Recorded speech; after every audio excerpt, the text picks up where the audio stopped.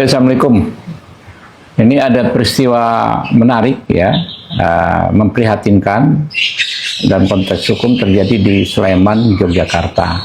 Jadi ada ibu-ibu dijamret oleh dua orang yang mengendarai sebuah sepeda motor. Lalu suami ibu tersebut yang mengendarai mobil bernama Pak Hogi Minaya mengejar kedua penjamret tersebut.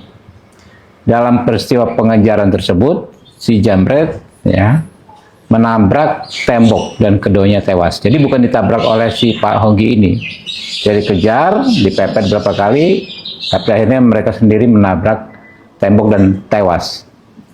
Kemudian Pak Hogi dijadikan tersangka oleh Polres Sleman dan dijerat pasal 310 ayat 4 dan pasal 311 ayat 4 Undang-Undang Lalu Lintas dan Angkutan Jalan ya, nomor 22 tahun 2009. Intinya ini soal kelalaian yang mengakibatkan meninggalnya orang lain dalam berkendara. Nah, kejaksaan juga sudah menerima perkara ini dan akan melimpahkan kembali ke pengadilan ya. Ancaman hukumannya ini 6 tahun ya. Kami Komisi 3 sangat prihatin dengan peristiwa ini ya, dan kami mempertanyakan ya, bagaimana bisa pasal tersebut diterapkan dalam perkara ini kepada Pak Hogi ya, karena yang lalai hingga menabrak itu kan bukan Pak Hogi, tetapi justru dua orang penjamret tersebut dan mengakibatkan mereka sendiri yang meninggal dunia. Karena kan si Pak Hogi ini tidak menabrak, tapi mengejar si jambret tersebut. Dan kami juga bingung kok kejaksaan juga bisa menerima perkara ini, bahkan akhirnya sekarang akan dilimpahkan ke pengadilan.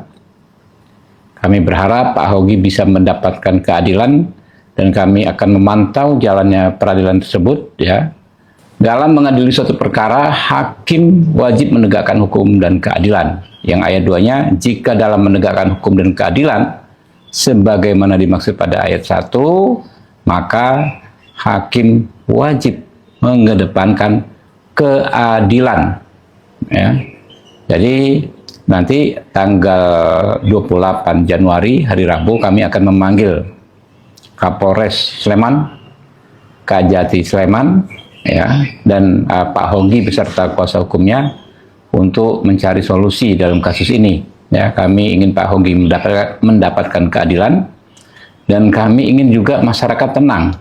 Jangan sampai kalau nanti ada terjadi penjambretan, masyarakat tidak mau mengejar si penjambret yang lari menggunakan motor. Khawatir kalau si jambretnya nabrak, ya, atau celaka, ya, maka masyarakat yang akan disalahkan. Jadi KUHP baru dan KUHP baru adalah penegakan hukum yang sangat-sangat progresif. Jadi dua produk hukum tersebut ya bertendensi pada penegakan keadilan, bukan sekedar penegakan hukum. Itulah mengapa kita bersyukur KUHP baru dan KUHP baru sudah disahkan. Sehingga perkara seperti ini seharusnya tidak terjadi lagi.